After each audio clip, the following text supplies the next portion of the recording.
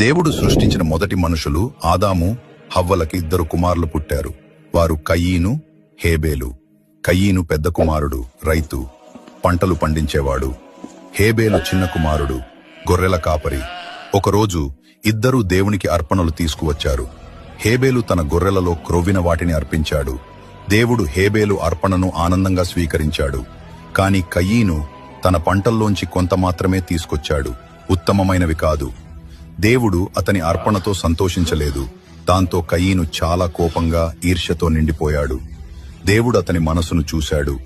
అతనితో మృదువుగా చెప్పాడు, నీవు మంచి పని చేస్తే సంతోషంగా ఉంటావు, కాని చెడును చేస్తే పాపం నిన్ను వెంబడిస్తుంది. కాని కయీను తన ఈర్ష్యను ఆపుకోలేకపోయాడు. ఒకరోజు పొలంలో ఉన్నప్పుడు అతని కోపం అదుపు తప్పింది.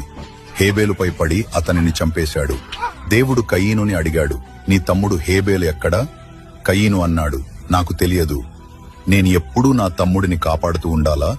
కాని దేవుడు అన్నాడు, నీ తమ్ముడి రక్తం నాకు మొర పెట్టుకుంటోంది. నీవు నీ తమ్ముణ్ణి చంపావు. ఇప్పటి నుంచి నీ జీవితం కష్టమవుతుంది. నీ పంటలు పండవు. నీవు ఈ స్థలాన్ని విడిచి వెళ్ళాలి. నీవు దేశదిమ్మరివై తిరుగుతూ ఉంటావు. కయీను భయపడ్డాడు. ఈ శిక్ష నేను భరించలేనిది. ఎవరైనా నన్ను చంపేస్తారు అన్నాడు. దాంతో దేవుడు కయీను మీద ఒక గుర్తు పెట్టాడు. ఎవరూ అతన్ని చంపకూడదని రక్షణ ఇచ్చాడు. కయీను తన కుటుంబాన్ని విడిచి నోదు అనే ప్రదేశంలో నివసించసాగాడు. తన తమ్ముడికి చేసిన చెడు కారణంగా ఆయన ఈ స్థలాన్ని వదిలి వెళ్లాల్సి వచ్చింది. ఈ కథ మనకు ఒక ముఖ్యమైన పాఠం చెబుతుంది. ఈర్ష్య, కోపం మనల్ని భయంకరమైన పనులు చేయించవచ్చు. మనం మంచి పనులు చేయాలి. ఇతరులు సంతోషంగా ఉన్నప్పుడు మనం కూడా సంతోషపడాలి. ఈర్ష్య మన హృదయాన్ని మలినపరచనివ్వకూడదు.